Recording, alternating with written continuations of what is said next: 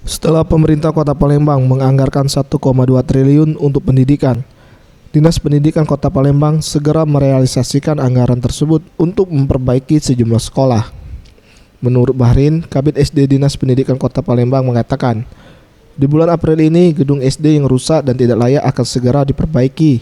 Setidaknya ada 37 sekolah yang dianggap perlu diperbaiki. Untuk perbaikan sendiri, gedung SD yang berada di pinggir jalan akan disulap menjadi bertingkat dan dijadikan SD percontohan. Dan untuk SD di daerah pinggiran akan diperbaiki sesuai dengan fungsinya agar siswa dapat belajar dengan nyaman.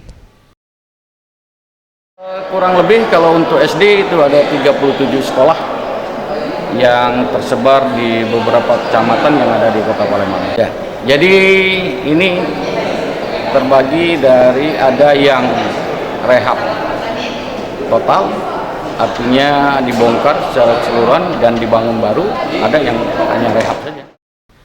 Ia menambahkan, untuk pemetaan wilayah sekolah yang diutamakan diperbaiki berada di wilayah seberang Ulu 1 dan 2. Sejumlah gedung sekolah di daerah ini menjadi prioritas utama untuk diperbaiki dan target sampai akhir tahun harus selesai. Farel Dwi Satria, Sriwijaya TV.